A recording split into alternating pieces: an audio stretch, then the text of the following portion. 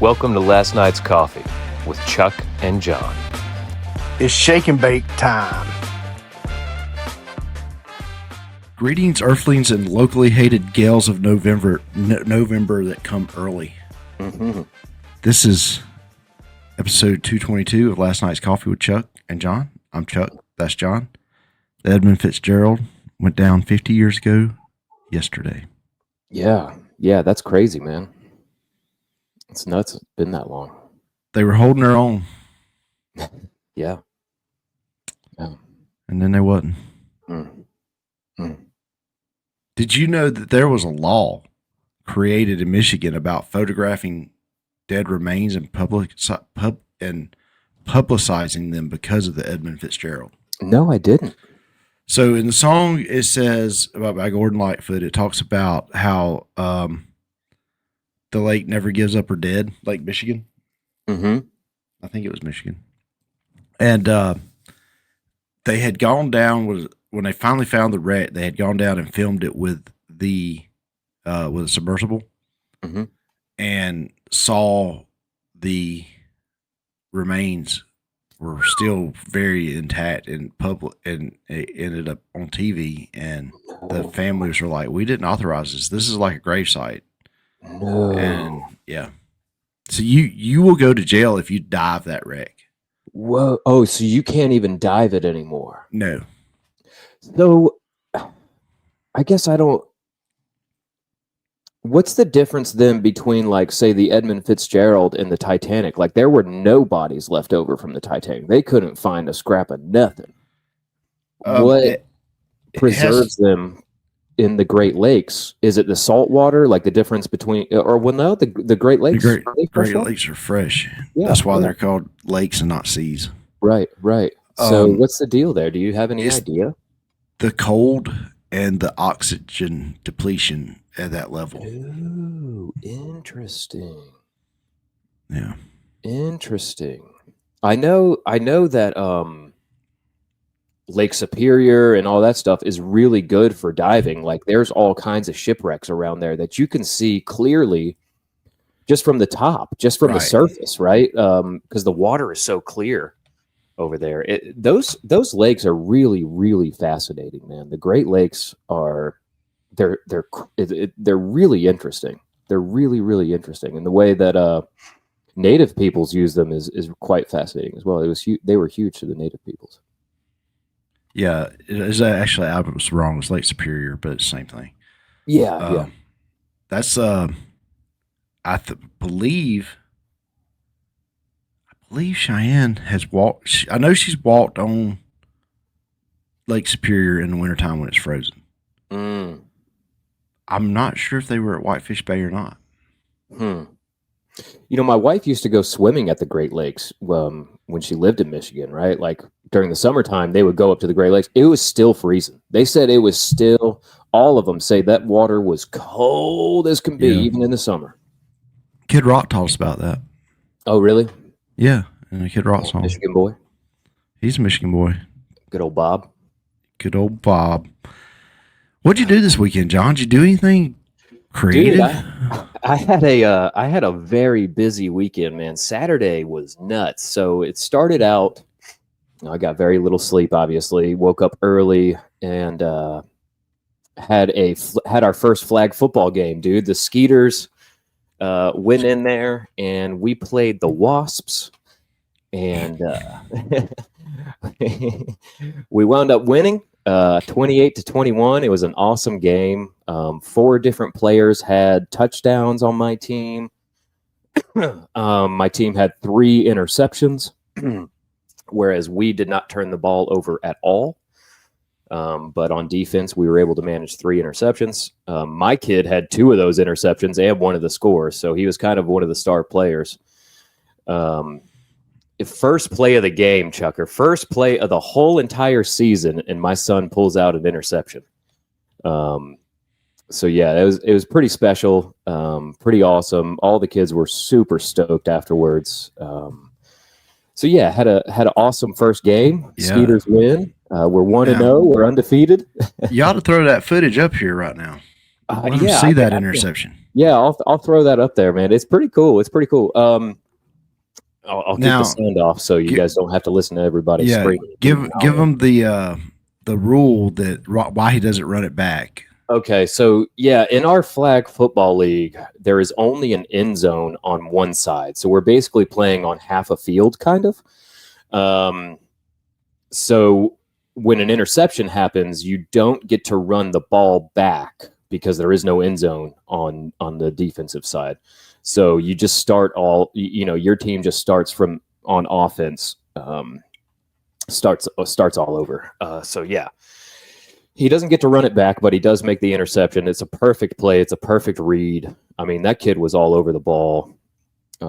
Huge shout out to my son Liam. He was awesome that first game. I mean, every single player on my team did exactly what I asked of them. They all had big plays. They all got a chance to run the ball or at least touch the ball and play, which I differed from the other coach. The other coach had all the same kids in all the same positions, doing all the same things all the time, right? Yeah. And I did not do that. I spread the wealth, man. I wanted to make sure every kid got a chance to go get their own. You know what I mean? Yeah. So Well, that's good. That's good. And you're competitive, which is good. yeah, If you're going to do something, you're supposed to do it for the Lord. that's right. So I'm glad y'all won the first one. Y'all could be the team to beat. We could be the team to beat. I think we're the hodgepodge team. Hey, I think we're all the kids who don't actually go to that church, who joined the church league. I mean, I got a hodgepodge of kids, but look, it's working out great. They're all doing what they're supposed to do. They're all playing really well, and they're all listening and trying hard. So, what more can you ask for from these group of kids? You know. well, the members that are coaches, and I'm not trying to talk bad about nobody. Yeah. But the members that are coaches already had their teams picked. Yeah, for sure. Absolutely. I didn't like the other coach very much. He kind of rubbed me the wrong way. He was complaining about my players doing what's called flag guarding. He said my players were trying to swat hands away from flags, and like my kids were not doing that. They're just trying to score a touchdown. Like they were just trying to run the ball. And like when you run, you sometimes move your arms, you know? Yeah. I mean, do you want them to run Tom Cruise? Yeah. So, he was just he complained about it on a few occasions, and just, he wasn't happy. I think the main thing is he wasn't happy with the fact that he was losing, and I don't like that kind of sportsmanship. You know what I mean? Like losing is part of the game, and you need to teach your kids how to lose with dignity. And he wasn't really doing that, in my opinion. You got to test yourself. Yeah, that's why you compete. Yeah, for sure. But all in all, awesome game. Had a great time. All the kids had a great experience. Got done with that. Had to run over to a funeral. A funeral for a friend? Well, my sister's mother-in-law, right? So my brother-in-law's mom, basically. My brother-in-law's mom passed away. So I ran over to her funeral. Shout out Linda. See you, girl, up there. You know what I mean? But it was interesting. I had never been to a Catholic funeral that I can remember. So this was very interesting. It was very interesting. It was a very different experience for me. So I didn't realize that Catholics don't believe that when you die, you go straight up to heaven and be with Jesus. They believe in purgatory, and you've got to pray. Like the people here on earth have to pray for their souls to get through purgatory and then into heaven. And so like by praying, we can speed up the purgatory process for them. That's what they believe. Yeah, you learned some new theology this weekend. Yeah, it was interesting. I don't know. It's not my theology; it's the Catholic Church's theology. There's a Western movie that come out in the '90s. It was basically everybody was in purgatory, but it was a Western. It was kind of interesting. Oh, weird! I can't remember the name of it. Were people praying for their souls to go to heaven? Well, they didn't realize they were in purgatory till like halfway through the movie. That's weird. I think the name of the movie is Purgatory. Oh, weird. Oh, I might look into that.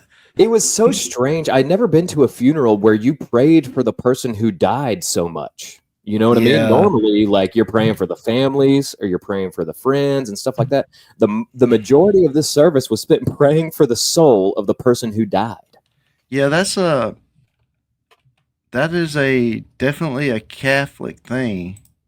I will say, though, there's two things I got to point out. They played some songs all through this service, right? All through the funeral service. One of the songs they played was, it was towards the beginning of the service, was Here Comes the Sun. Here Comes the Sun by the Beatles, famous George Harrison tune. This was one of the famous ones not written by Lennon or McCartney. And it wasn't one of the weird ones like Yellow Submarine written by Ringo. This was my favorite. This was a George Harrison song, Here Comes the Sun. It's a great song. It was just interesting because it was a very solemn ceremony, and then you got Here Comes the Sun playing, right? And then come the end of the service, right? Everything's done. They're going to play one more song to wrap up the service, and they play the Jurassic Park theme song. Apparently, it was a bit of an inside joke. Apparently, this woman loved Jurassic Park. It was one of her favorite movies. She never turned it off if it was on. And so they played the Jurassic Park theme song to end it. And so you've got all these people crying, and then the family starts to leave. They exit first and all that stuff. And the whole time the Jurassic Park theme song is playing, I just got a lot of humor out of that. I found it hilarious. Yeah. Never been to a funeral where they played the Jurassic Park theme. Was the funeral in a Catholic church? No, it was in a funeral home. Okay. Yeah, it was in a funeral home. McCoon's down in Noonan, if anybody is familiar. Very nice. I know our area is not real well known for its Catholic cathedrals. I was just wondering. Yeah, no, it was at a funeral home. So, unfortunately, I'll be praying for my sister and her husband a lot. Yeah, it's a tough time for them, but Linda's going to be in a better place, or is in a better place, whatever you believe. And but yeah, so I went to the funeral right after that, and then I had to go to a fall festival for the church.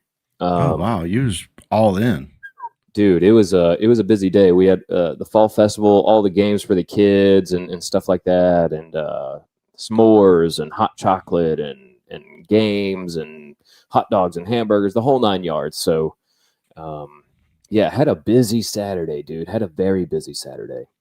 And then Sunday morning, we were actually inducted as members into our church. We've been going there for a little while and had never made it official. So we have now. Well, that's good. Yeah. That's good. If you're going to preach to them, you might as well be a member of them. Yeah, I did. I preached last night on the Nephilim, finally. I got that message in. All right. The Genesis 6 message. And so that one's fascinating, dude. Anybody who... I learned a lot about the Nephilim. I won't talk about it too much because I've been talking for so long, but I did want to throw this out there. One of the most fascinating things I found while learning about Genesis chapter 6 is, it mentions the Nephilim, obviously, before the flood. Well, the Nephilim are also mentioned in Numbers 13, right? There is an account of Nephilim after the flood, right? And so one of the most fascinating ideas I found while researching all this is how the Nephilim were around afterwards. And one of the ideas behind that is that Noah himself could have been a descendant of Nephilim. So the reason behind that thought is, well, obviously Noah survived the flood. So that's one explanation of how they survived. And then later on, Nimrod, who is believed to have been a giant, was a descendant of Noah. So that's all kind of the explanation of how Noah may have been part Nephilim. And so I find that very fascinating. I think it's a really cool thing to think about. However, I also, one of the other major takeaways from all of this was that you're not going to find out by reading scripture exactly what the Nephilim are. Right. You are not going to find out exactly what they look like. You're just not going to get the full picture. There is going to be some mystery in there, and that when we read mysterious things like that we don't get the full picture for, even like how did Noah fit all the animals on the ark, right? Even stuff like that, questions like that. You know, What I we was thinking can about know that. is that God is the same. That's what I think. Even in mysteries, we can know that we still serve the same God. We can know who God is. Yeah. So that was also one of the main takeaways. Even though there are mysteries, we know who God is. Well, we got some breaking news. Okay. What is our breaking news? I was wrong on the date of the Edmund Fitzgerald. It's today. It's the 10th. Oh, hey, how about that? But also today on the 10th is the Marine Corps' 250th birthday. That's right. That's right. I haven't texted my Marine buddies yet, but I will. They are a year older than the country. That's how awesome the United States Marine Corps is. Yeah. Be sure to get them some crayons. They really like the way they taste, especially the purple ones. Anyway, back to the show. Thank you, Marines. Yeah. But anyway, that was my weekend, dude. Super busy, jam-packed, all over the place. What about you? What did you do this weekend? Man, we just Friday was kind of a cold blur, rainy blur.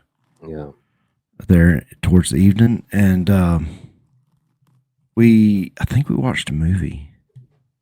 Oh, what movie? You remember? I'm trying to remember. Oh, we watched Fat Man. Fat Man. Fat Man. What is that? It's a freaking Mel Gibson Christmas movie. Oh, I Kinda. don't think I've seen that one. It's an action. So it's Walton Goggins, Mel Gibson, and Mel Gibson is Santa Claus. Yeah. And Walton Goggins is trying to kill him. What a crazy sounding movie. Dude, Fat Man is awesome. Have you seen it before?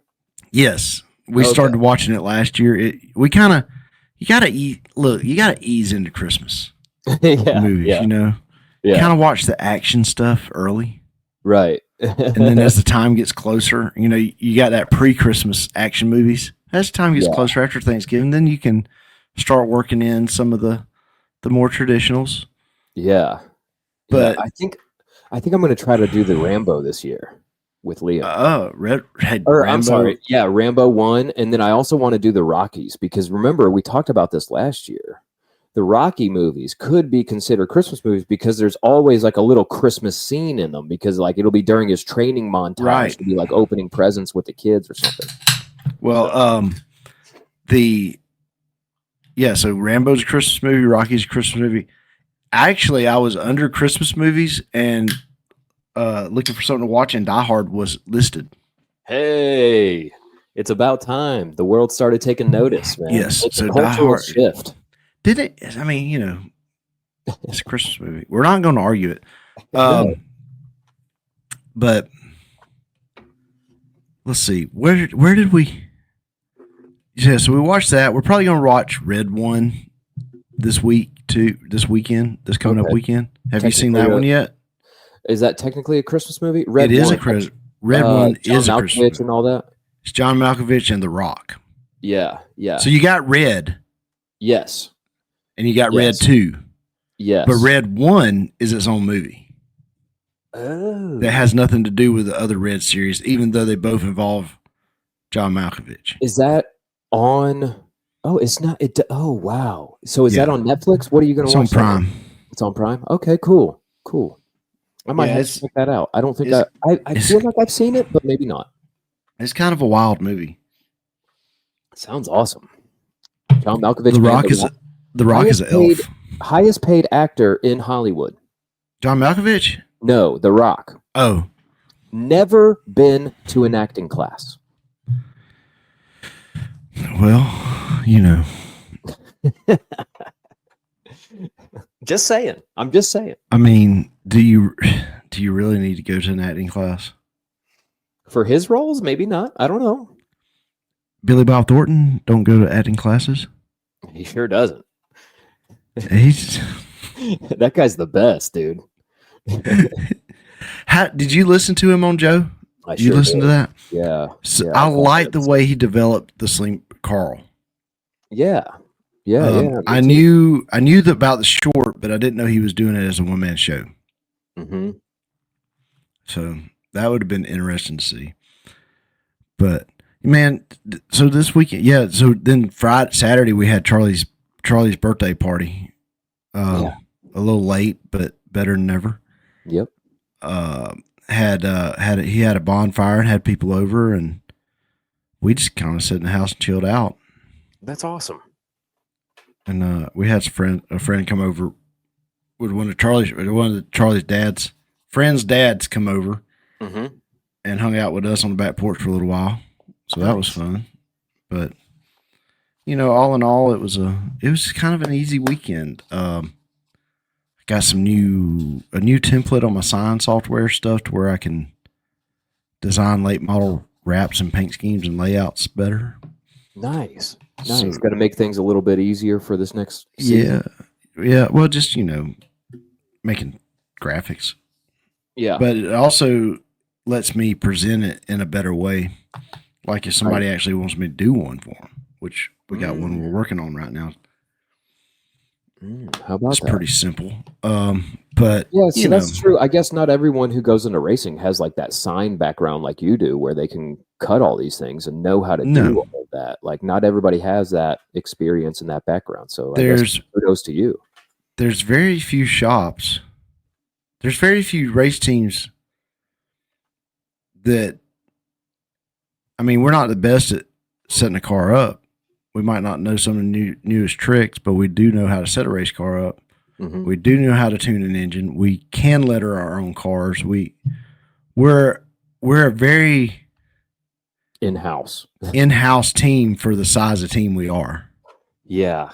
Basically, the only thing you guys aren't doing is building the chassis. Yeah, but we could. right. But you could. I mean, you built the roll cage and all for the first car for the hot shot. Yeah, you know what I mean. Yeah, we built that whole thing. Yeah, we did all the sheet metal work on the. We redid some bars and did all the sheet metal work on the hobby car. Now there'll be less to do on the late model, but yeah, that's just part of moving up. Right.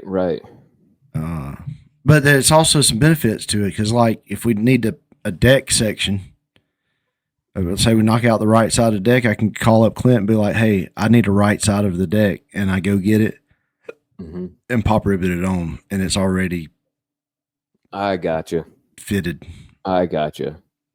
So that helps out a lot. But yeah, I mean, it was kind of an easy weekend. I did.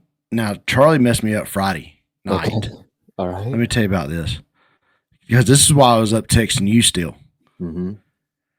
So Charlie's off at his girlfriend's house. I'm like, he ain't going to get home till late. So Mary Beth's already gone to bed. I drink a Mountain Dew and I'm going to come down here and mess around on the sign software.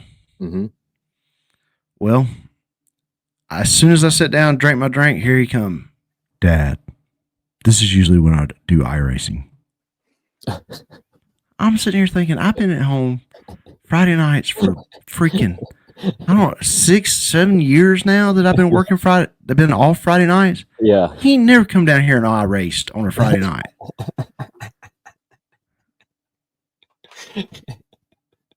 But being the good dad that I am, try to be. I'm like, fine, you can have it. So I'm wide awake on caffeine and go upstairs and dude, I went down. I turned on a Metallica concert. Okay. On YouTube. It was a 2020. I think it was a 2025 show. It was a current show. So I'm sitting there watching it, and I'm, just noise in the background. Oh, and Charlie's like, "Oh, your Amazon package came." I'm like, "My Amazon package came." I said, he goes, "Where was it?" Because they just left it at the road by the mailbox. Oh, jeez. In the rain. Oh. So, I got some of them little flame light bulbs for the front porch. Yeah. So I put those up. But then I come back and I'm like sitting there scrolling TikTok, watching Metallica, and my TikTok ends up on like in a Primus spiral. No way. So I'm like in this Les Claypool spiral of freaking TikTok while I got Metallica on, and I'm like, what in the world is going on? It knew, man. It was listening. And then I went to bed. I'd had enough. TikTok was listening, dude. It was listening to your Metallica concert and was like, what are these people like? It's going, you know, they should have hired less. Yeah. Man, that to me just screams TikTok being invasive, brother. Yeah. Like I don't need a cavity search from TikTok. I mean, TikTok will do that to you. I mean, it could have been worse. It could have been political and got me all mad and stuff. True. But it was true. Primus, and Primus is kind of funny. Yeah, they can be. Yeah. They don't have a serious song. They're fun to listen to, man.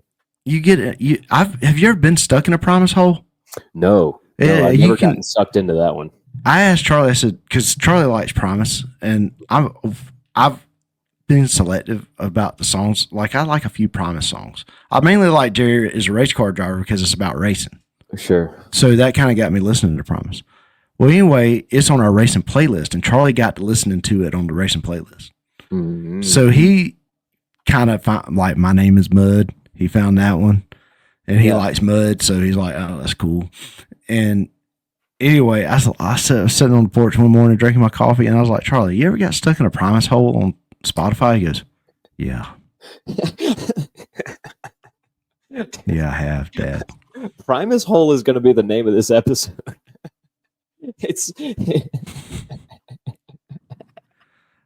It sounds like so many things.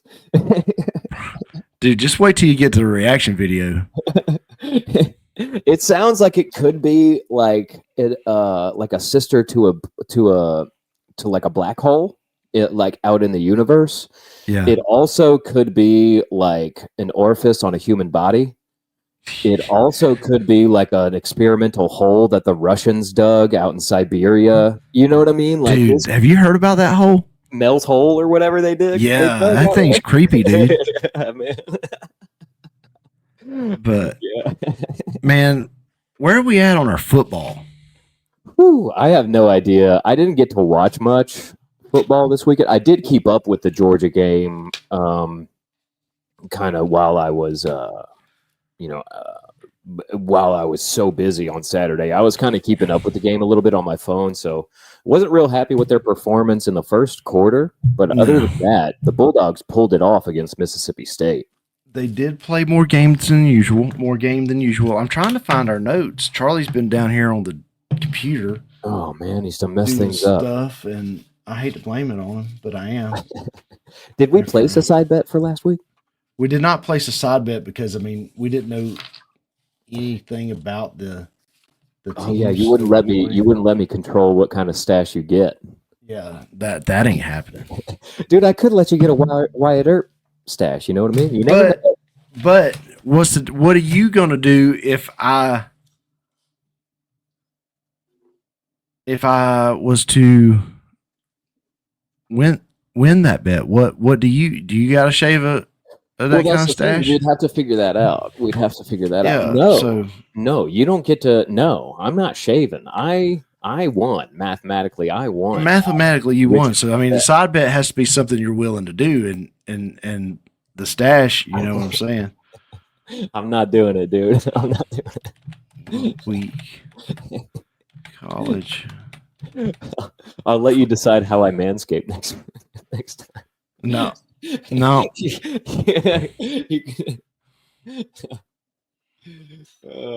one can see that one. My lovely wife. My wife. So it was week 11. Mm-hmm. And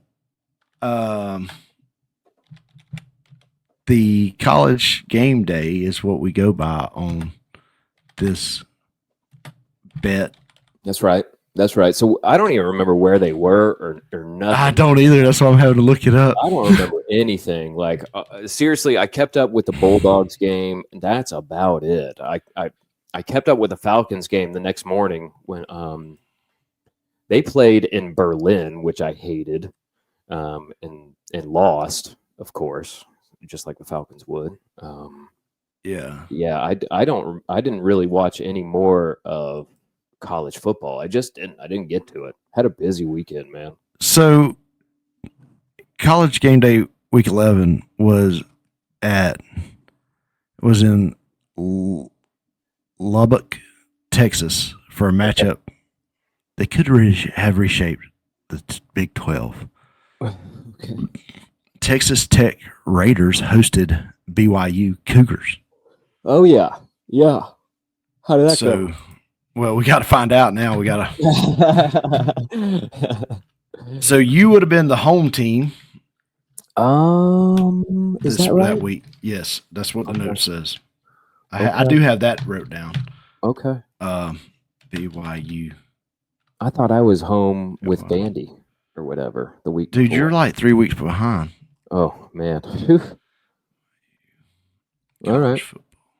I was home. I was BYU. So BYU. No, you were Texas. Oh, okay. I'm sorry. I was Texas. You were Tech. home. Okay. And I lost again. Holy smokes.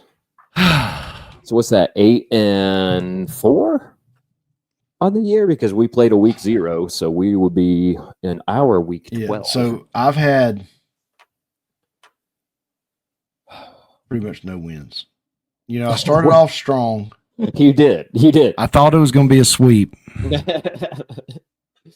I came back with a vengeance, dude. You came back. That goes to show how well away teams are playing this year, too, in college football. No, not really, because you've won a lot at home, too. Oh, well, I guess so. I feel like a lot of away teams have won, though. I don't know. Maybe I'm remembering wrong. If they were doing good, if they were all doing good away, then we'd be even. But we're not even. Well, that's true. That's true. So, college game day, week 12. Yep. What do we got? Big 12 matchup. Wait a minute. Again? For the second straight week, ESPN traveled to a Big 12 matchup. Okay. On Saturday, they headed to Lubbock Mm-hmm. for a clash between Nevada. What was supposed to be a close battle, but it wasn't. Mm. The day after, they announced that they are going to Pittsburgh. Pittsburgh. All right. You're gonna watch Pitt. Who's Pitt playing? They're Notre Dame at Pittsburgh. So you get to be the home team for that. God. That sucks.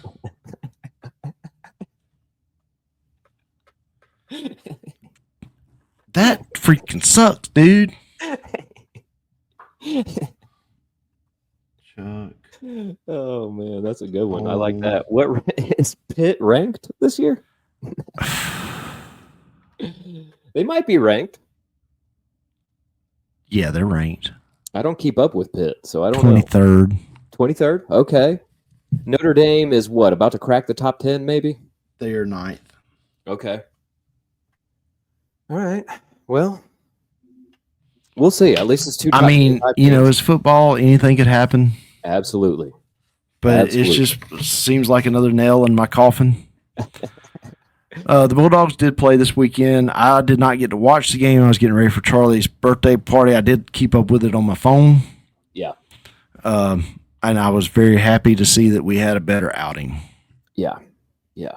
They seem to play a more complete game this week. So praise God for that. So love a Georgia. Before that, we're going to take an ad break. Let's do it. And part of that ad break would be, hey, go buy some merch. That's right. You got the COR merch. Yeah. You got the Last Night's Coffee merch. Yeah. You got the SVK Racing Apparel page on TeePublic carries all of our merchandise that we have out right now. That is teepublic.com. TeePublic.com. Yep. Or you can just go to our Facebook page and find link there. And we're probably going to clip that and make that a commercial so we don't have to do this every week. That's right. But anyway, I did talk to somebody. They did buy some merch this week. So What was their review? Were they happy with it? Oh, they They bought were it this happy week, with so they haven't. No, they bought it received this their week. They got purchase. it. They're happy with it. The T Public stuff looks pretty good. Yeah, I liked my T-shirt I got from there. So, yeah. And Check it we'll out. be back. Sorry for the interruption in the episode, but we'd like to take this moment to advertise for Eileen Ayers at movingcoweta.com for all your realty needs in and around the Coweta County area. Make sure you visit movingcoweta.com. That's Eileen Ayers. Yeah, check that out, folks. Also, we'd like to thank our sponsors at Charlie Austin Ford Racing, Speed U, Synergy Speed Lab, Wynn's Pharmacy, Mickey Scott's Barbershop, Trinity Fleet Services, Daytona One, Da Vinci's Pizza, Parker Lanes, Ember and Oak, Cigar Lounge, Exterior Traditions, and Devotee Baptist Church. Go check those guys out. That's a list right there, my guy. Man, I tell you what, we got a lot of sponsors that help us out, and that's no particular order. Yeah, that's awesome, man. I love that so many people have gotten involved in sponsoring Charlie and trying to help him out and help him achieve his goals. You know, that's awesome.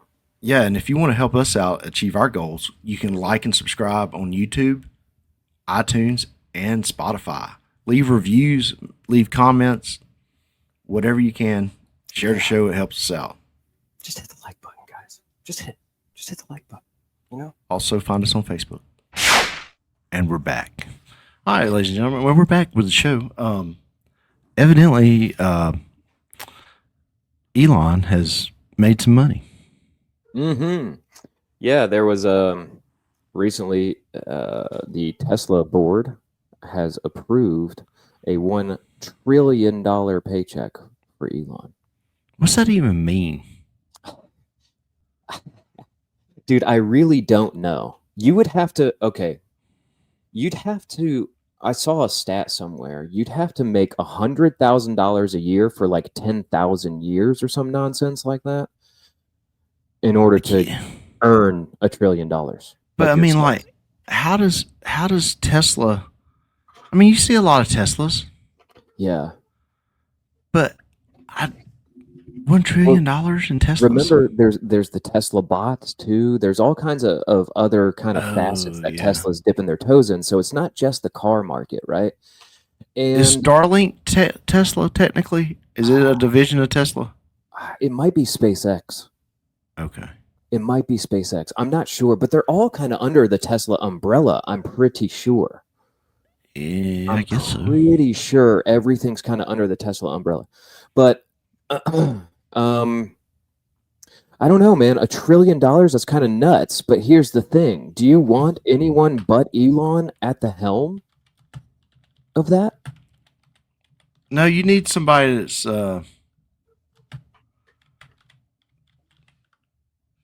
that is he's kind of like we've seen it through time where we've had these eccentric guys like Howard Hughes. He's kind of in the Howard Hughes area, right? Like, yeah, for sure.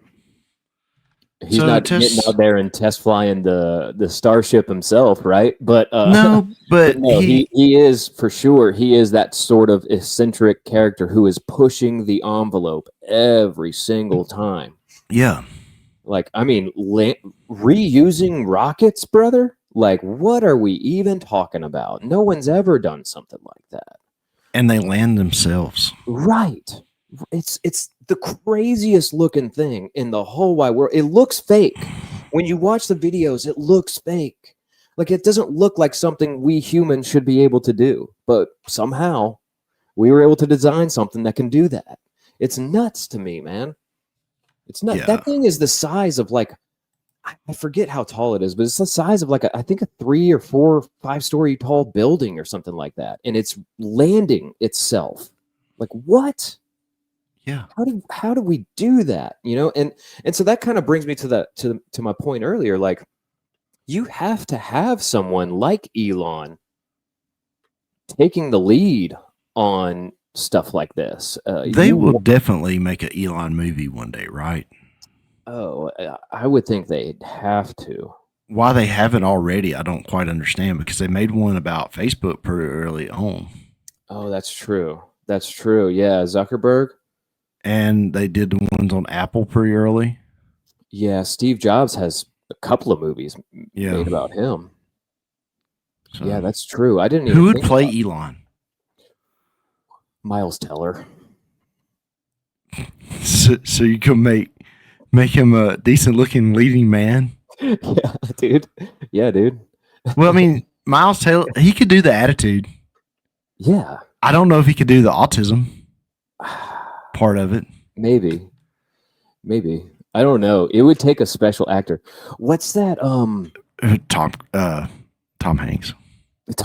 Oh, we've already had a movie, Forrest Gump. yeah. That's Elon from the 90s.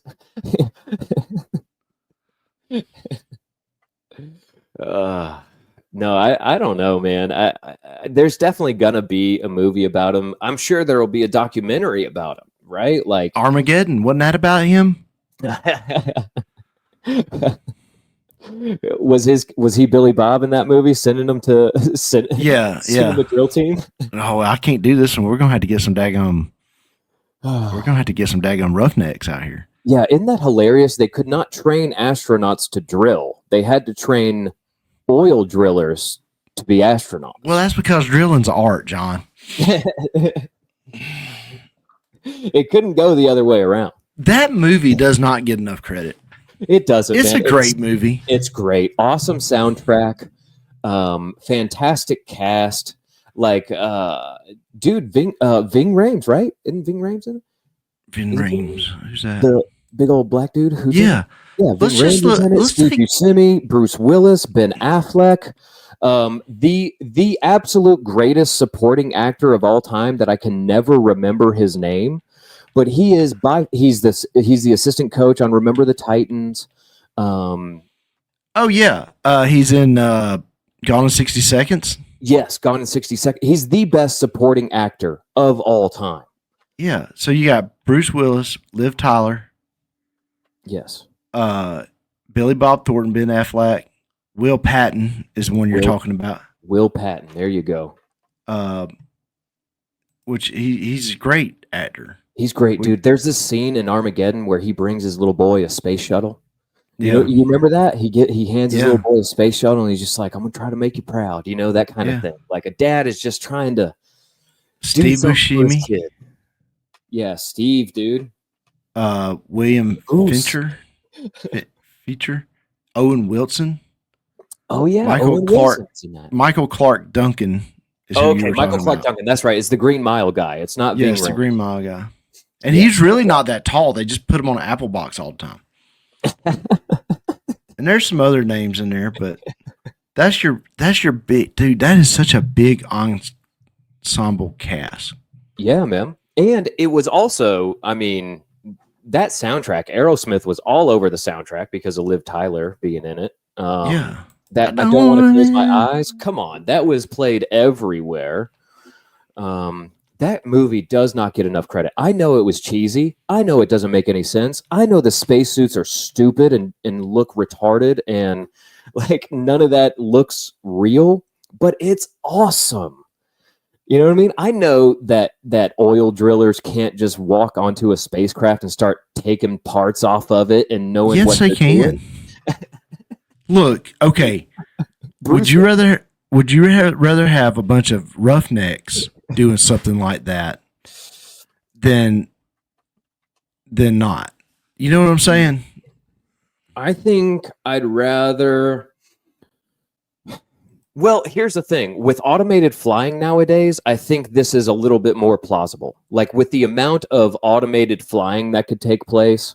Like I mean, look, Katy Perry and all them chicks went up to, the border of space, basically. Yeah. Like, I think we could legitimately strap some roughnecks in there and actually make it and land on an asteroid and all that just with AI, like with artificial intelligence flying it. I would not want the roughnecks flying a space shuttle. I think that was a terrible idea. I do. I have pulled up the soundtrack. Okay, name it off, dude. Armageddon, the album. Yeah. Don't Want to Miss a Thing, Aerosmith. Remember Me, Journey. What Kind of Love Are You On? Aerosmith. LaGrange. ZZ Top. Roll Me Away. Bob Seger. What? When Rainbow Comes. Sean Calvin. Sweet Emotion. Aerosmith. Jeez. Mr. Big Time. John Bon Jovi. Come Together. Aerosmith. Wish I Were You. Patti Smith. Starseed. Our Lady Peace. Leaving on a Jet Plane. Theme from Armageddon. And Animal Crackers. Dude. By Steven Tyler. That is a stellar soundtrack. That is so many big artists. Yeah. Bon Jovi, ZZ Top. Come on, dude. It went number 1 on Billboard's Top 200. A soundtrack did. Yeah. Wow. That was probably the last great soundtrack because it was 99. And I disagree. 8 Mile, bro. 8 Mile. Okay. Definitely the best movie soundtrack. But did they make time. a soundtrack, an official soundtrack album out of it? Because you don't see that anymore. Yeah. Yeah, that's streaming. True. That's true. You don't get like you can look up like Interstellar's soundtrack. That's really good. It's not a lot of like songs like that. It's more like literal background music type stuff. Interstellar's is really good. I think Hans Zimmer did that one. Okay. But yeah, it's not often you get like a soundtrack anymore that is just really good. Okay, so here is the official 8 Mile soundtrack, music from and inspired by motion picture. Yes. 8 Mile. And it had Lose Yourself. Okay. That's a done deal right there. Okay. Not to be a jerk, but for me, that would be like almost. So that and Sweet Emotion almost cancel each other out. So you could like keep going. Yeah. All right. So Love Me. Battle of best soundtrack. With Eminem, Obi Trice, and 50 Cent. 8 Mile by Eminem. Adrenaline Rush. Places to Go, 50 Cent. Rap Game, D12. You can't forget about the band. Dude, D12. They don't even know the name of it. Do you know the name of Eminem's band? It's D12, dude. 8 Miles and Running featuring Jay-Z and Freeway. Yeah. Spit Shine, Exhibit. Time of My Life, Marcy Grace. Yeah. You Want to Be Me, Nas. Come on. Wanksta, 50 Cents. Come on. That's a stellar soundtrack, bro. Dude. You got Exhibit on there, 50 all over it. Lose Yourself. Yeah, I'm going to say that's probably a good soundtrack. I don't know. Okay, I don't know if it's better than Aerosmith, but or than the Armageddon soundtrack, but I'll say it's on par for sure. Yeah, it was probably the last great soundtrack. It was probably the last great soundtrack. The Interstellar one, though, I crank that thing every once in a while. Hopefully, some of our listeners are into it, man. It's awesome. Have you ever listened to the Interstellar theme song? It's all over TikTok as a sound or whatever. I'll fire it up. You've probably heard it before. It's really good. The Interstellar theme song is so good. So let's tie everything back in to the title of this week's show. Primus hole. Primus is, of course, they do the theme song for South Park. Yeah, they do. They've been. Let's see what song. List of songs heard in movies and sound. My Name Is Mud. Has been in a song in some songs. Pork Soda's been in theme. South Park theme. John the Fisherman. Well known as Big Brown Beaver. Yeah, so just to tie it all back together, they've been on some pretty good soundtracks too. They've been on some pretty good soundtracks too, man. You're right. Oh, they were in Bill and Ted's Bogus Journey. Oh, heck yeah. They probably weren't around during Excellent Adventure. This is from the IMBD. Primus is known for Bill and Ted's Bogus Journey. They were in Airheads? What song did they have in Airheads? I don't remember that. Airheads is another underrated movie. Dude, I'm ready for the reunion. And it's another Booth movie. Yeah, we Booth need was in it, man. they're out of jail. They've done their time, and now it's the reunion tour. They've got to put the band back together to make some money for Boost. Overweight Brendan Fraser is just Overweight Brendan. Yeah, they have to go. Moves. He's going to do like Fat Elvis times. Yes. Adam Sandler with his baggy basketball shorts on, just like he's the drummer, and he plays the drummer so good. Oh, he's a perfect drummer. He's a perfect drummer because he gets the girl just being the drummer. Yeah. You know, he's perfect. I mean, they're so stereotypical in that show. I tell you what, we talk a lot of crap on Lars on this show. Yeah, I'm not particularly a fan, although I will respect his skill. He plays such a tight drum set. Yeah, drums. I mean, it's never muddy.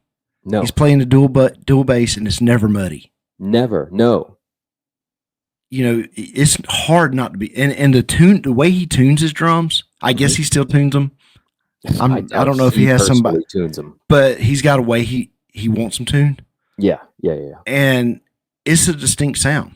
Yeah, and they're perfect, dude. Yes, they're perfect. Yeah, what I mean, again, I 100% respect Lars's skill, dude. That guy, like you said, he doesn't muddy up anything. Every strike, every stroke, everything, every beat is perfect. He never misses it, man. It's all so clean. And one of the things that I really respect about him is his tom work. He is able to get like super clean fills where he's not like nothing is getting slowed down. Like it's perfect to listen to sometimes. It's a work of art. It really is. My issue, and this is actually my issue with the majority of Metallica, is I don't think any of them play up to their ability as a band. Like, if you listen to Lars outside of a Metallica song, he plays way better than he does inside of a Metallica song. If you listen to Kirk play outside of a Metallica song, he's a way better guitar player than he is in a Metallica. It's strange to So is James. Yes, agree. James could be a lead guitar player. Yes. So it's like they're all so much better outside of the band. It's like when they come together, and don't get me wrong, they're making smash hits, smash records. So why change the formula? Right. But it just seems like all of them are better than what they produce in the band. Yeah. Well, they make the Metallica sound in the band. That's true. So, but yeah, I agree. That they're all better than they are. They're better individually than they are together as far as their skills. Yes. But I think that just the formula works. Yeah. And also, like, for someone like Lars to be able to play the songs that he's been playing for the last 40 years now, probably. He's been playing some of the same songs for 40 years now.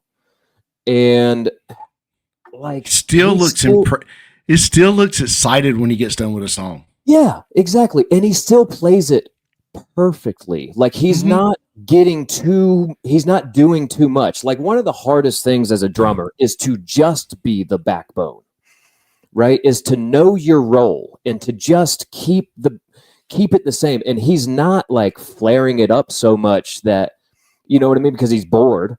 Essentially, that's what happens is drummers will get bored just being the backbone and they start trying to get creative.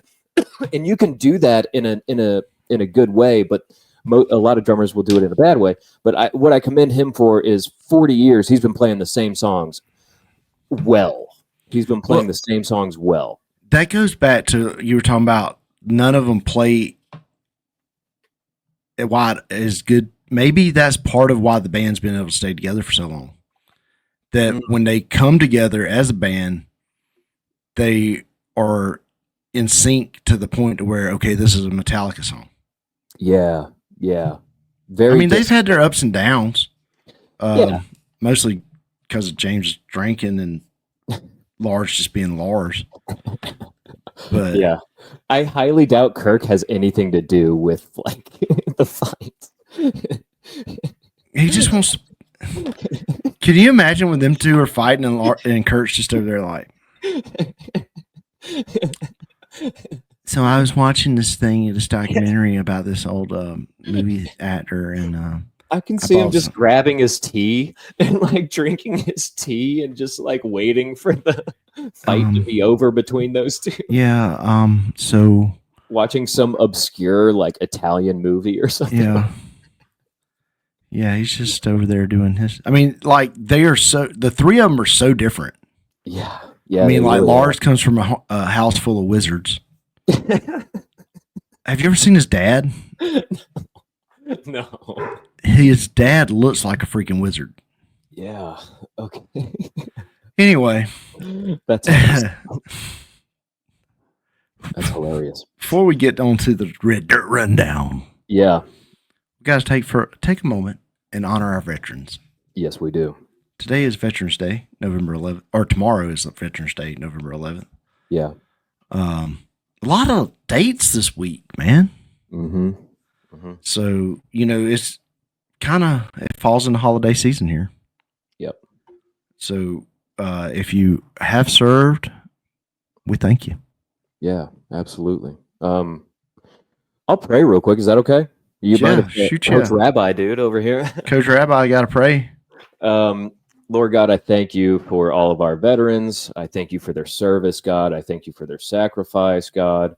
I ask for protection and for healing over the active service members currently, God, and those retired as well. God, I pray for healing for them as well. I also pray for strength and for comfort for the families of all of the service members, active and retired. We pray these things in Jesus' name. Amen. Amen. All right. It's time for the Red Dirt Rundown. Do we need some music? Now it's time for the Red Dirt Rundown on last night's coffee with Chuck and Jon. We're educating you on dirt track racing. Yeah, come on. All right. So there's that intro. We've got an intro for the Red Dirt Rundown now. So in the world of red dirt track racing, mainly we focus on late models because they're real race cars. They have real race cars have doors, and by golly, you can order a door panel for a late model. You can't order a door panel for a sprint car. So right. Y'all can argue in the comments. I like late models. So, do you remember where we because we had a brain fart last week, and we're going down. What we're doing, the World of Outlaws has a fan section, Fan 101. If you go to the worldofoutlaws.com and go find the About section, you'll find Fans 101, and it takes you down through basically it's a little primer of dirt track racing. So it's a glossary, and we've been working our way through it here. I believe we are at the H's. I believe we did EFG, the last Red Dirt Rundown we did. So I think we are at the H's. Okay, so fell out of a seat. So I haven't ever used this one. He fell out of the seat. That's the term. That's the phrase. What does this mean, Chucker? Are you familiar? You're not familiar with this, you're saying? No, driver got tired, lost strength, lost the race. I would usually say he ran out of talent. Ah, okay. Is that a common racing term, or is that something you created? What, ran out of talent? Yeah. That's one that people I run around with will say. Oh, okay. And is that common? Do racers just get tired? Is it hard for them to keep up? Like their nervous system is just like their brain starts to drag, or like what is it? Some of the weaker ones. Ooh. Racing's a big. You got several layers to a race. Yeah. You've got the prep at home or at the shop. You got race day at track, changes or conditions that you change to, but then you also got the mental game. Yeah. And that would be part of the mental game. The focus, getting tired. Sure. You know, nowadays, all race cars have power steering. Mm-hmm. Pretty much. I'm pretty sure sprint cars do. I know late models do. So the strength thing is a little bit maybe mentally tired and mentally lost strength. Sure. More so than Like physically. Yeah. And then dirt races aren't all that long for you to get like physically worn out, right? Yeah, I mean, you'll have 100 lappers for super late models. Ooh. And you know, that can get you got that's a lot. you got a lot of mental game there, because some guys might bolt on a set of tires and drive the race to where they don't have to change a right rear. Mm. And then other guys might not. Right. So you're kind of, what did this guy do? What am I going to do? You got to make that tire choice. Yeah. And then you've got to stay mentally focused for the 100 laps. You got to drive it in a way that you don't, even if you are planning on doing a tire change, these tires, they've got some issues right now. With the right rear, with the sidewalls, just not taking a hit when you're on our next term is the high side, and you'll be up against a cushion. Yeah. So yeah, you just got to mentally stay in the car, you know. Right. Yeah. You got a tunnel vision kinda, mm-hmm. but not so much tunnel vision that you don't see what's going on around you, but you gotta, it's just you in the car for however many laps that you're running. You got to be able to stay in that game. Yeah. So the next term is high side. The high side is where you can get. So there's there's some tracks. Sonoma, we got the Peach State Classic coming up this weekend. Sonoma will end up with the way the weather's looking right now, we're going to end up with 2, possibly 3 lanes of racing. Mm-hmm. You'll have the bottom, the middle, and the top. The bottom's the shortest way around. Right. The top, you can lose a lot. You can keep up momentum. Mm-hmm. And then when it's a good race, there's a guy working the bottom, mm-hmm. and there's a guy working the top, and they are drag racing down the straightaways. Right. Right. That's fun. You know, they say you run the high side for the pit lizards. Because you can swing that back end around a little bit. Yeah, they like it. They love it. Yeah. You know, you do that for, they got did names like the high side hustler. But yeah, the high side of the track is exciting to watch when somebody's working the high side. Yeah. It's very exciting. They'll actually take a late model at Sonoma and lay the very back corner of the spoiler on the wall. Really? Yep. Not crushing it, just feeling it. Wow. Wow, that's how close they get. Yeah. If it's a good track night, and sometimes Sonoma can develop a little bit of a cushion. Mm-hmm. And when I say a little bit of a cushion, I'm not talking about like some of these tracks, they'll get a cushion that's freaking a whole lane wide. When Sonoma gets a cushion, it's probably a foot off the wall. So then you got to lay the right rear tire right up against it. Right up against that cushion, right. Yeah, but on a good night when it packs down all the way from top to bottom, you'll see guys, and I've seen them up on that wall, huh? I've seen them run the top in 3 and 4 at Sonoma and get this run going. So you run the top in 3 and 4, you get this run going down, and then you dive down into 1 and 2 and run down on the bottom, and then that creates an opportunity for what's called a slide job. Where you run it down on the bottom, you get that position, and you slide it up in front of the other driver, which makes them check up. Okay.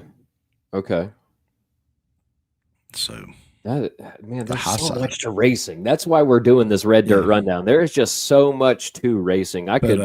I could learn about this stuff forever. Now, the World of Outlaws had their World Championship finale race at Charlotte this past weekend, so it was 3 nights of racing. Okay. Jonathan Davenport, Georgia-born driver, ended up winning, which is cool because he is not a World of Outlaws regular. He is a Lucas Oil regular.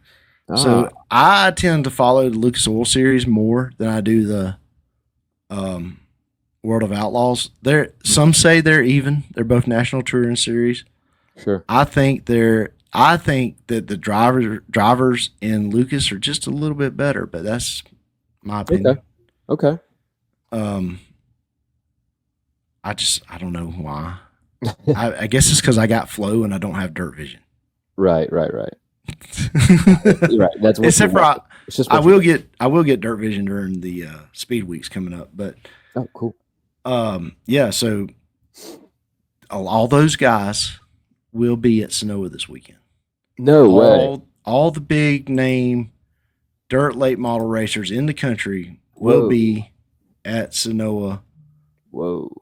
For the Peach State Classic. It pays. I'm going to pull up some stats on this race because if you're in the area, man, it's going to be a great racing weekend.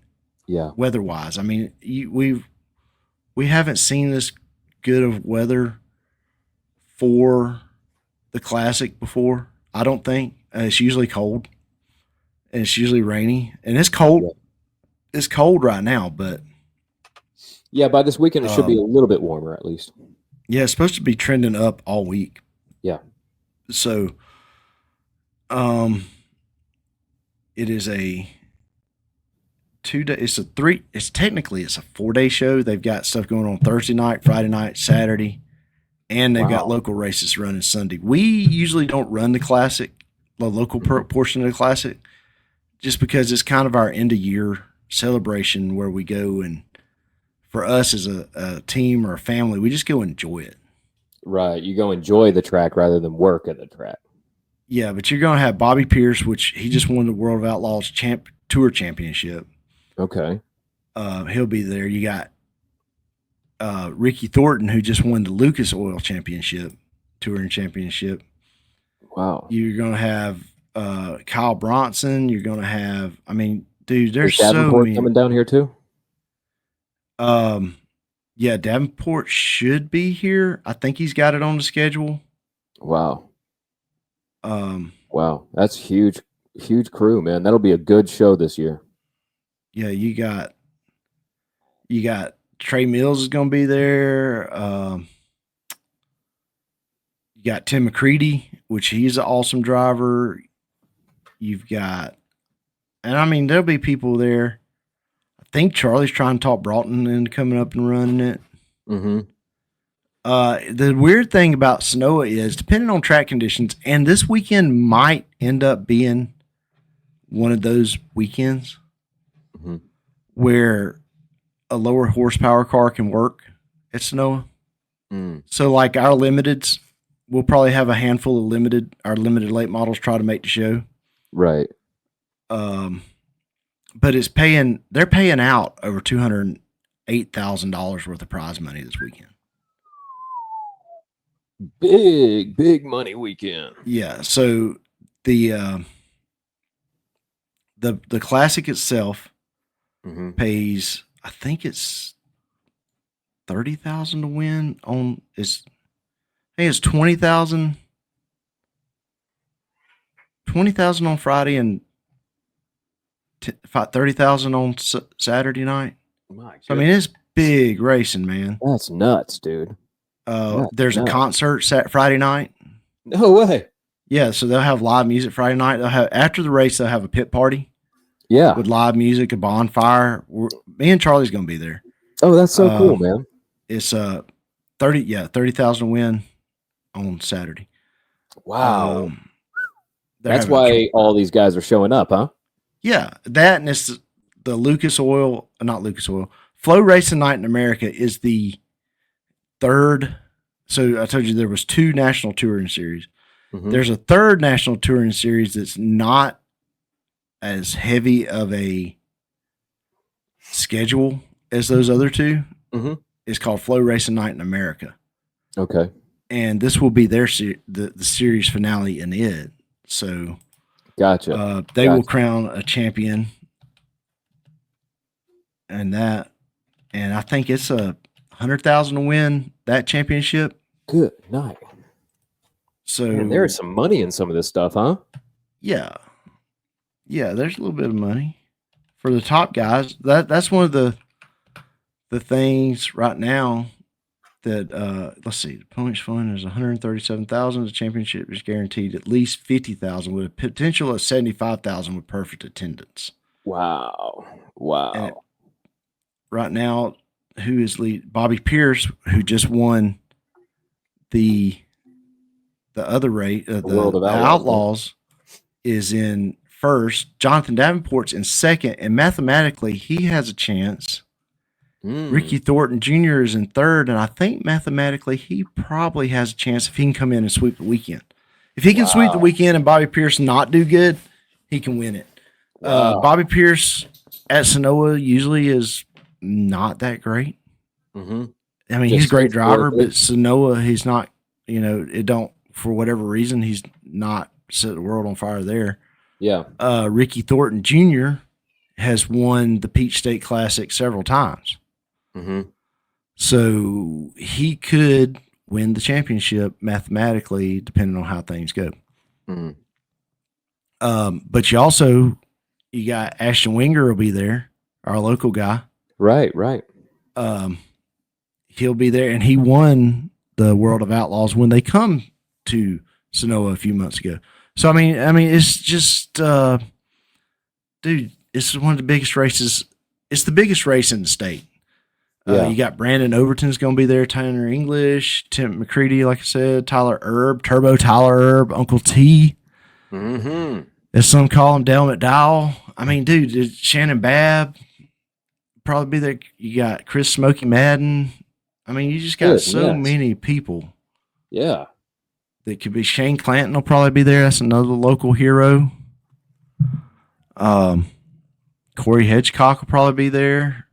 I mean, I think one year they had 70 cars. That's so many. That's so many cars, dude. That's awesome.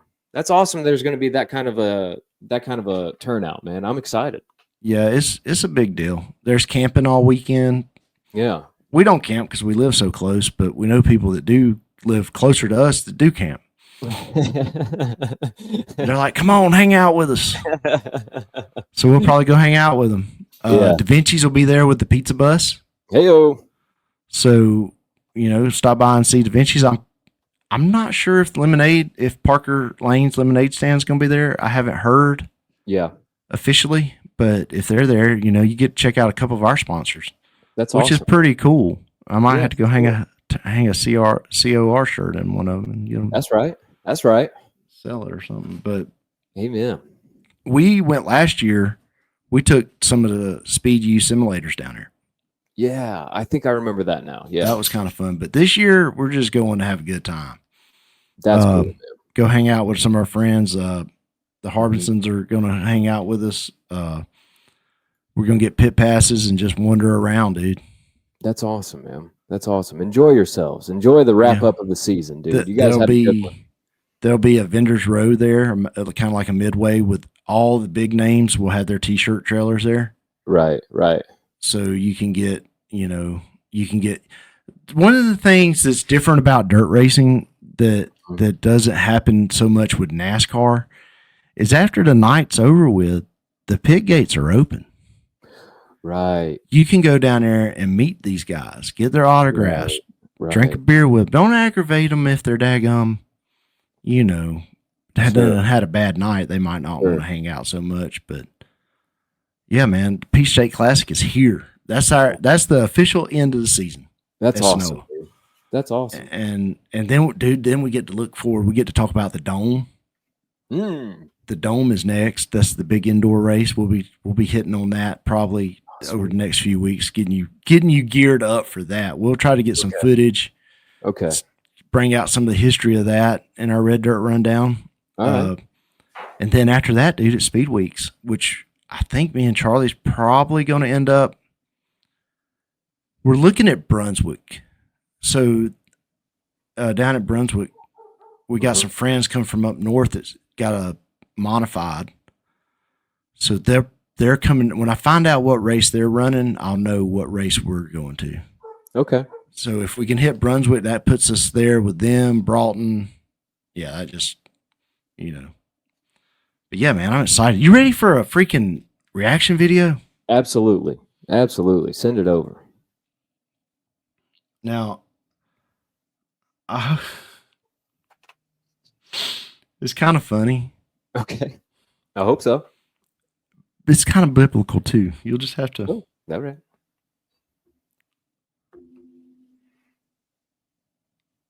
All right, pulling it up here.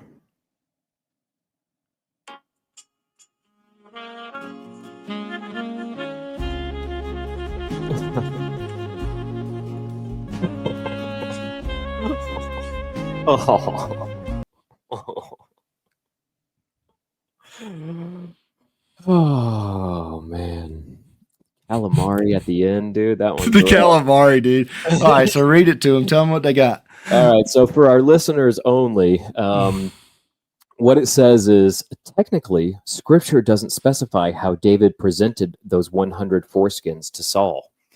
And then it has a quote down at the bottom that says, "Very creative, David," and that is from 1 Samuel 18:27. But it shows a bunch of different pictures, like the elastic, like neon rubber band bracelet making kit, and like necklace making kits, and it's just like a slideshow of all these different things. And then there's fried calamari at the end. Yeah. That's pretty good right there, man. That one got me. Whew. Wasn't expecting that. Now, how about a meme, dude? Do you have a meme for me? Oh. Here we go. Pulling it up. Apparently, I snore so loudly, it terrifies everyone in the car I'm driving. Jeez.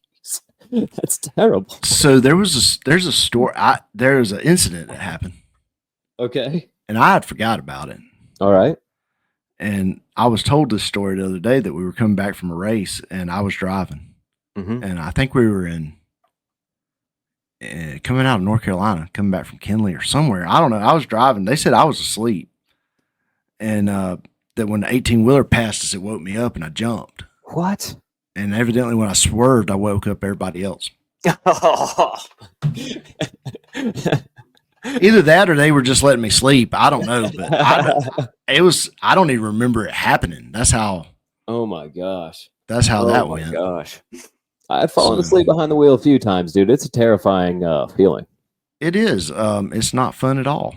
No, not at all, man. Not at all. Chucker, this has been a great show. This is episode 222s, man. There's something about 222s and gambling. I'll tell you something about 222s. Okay.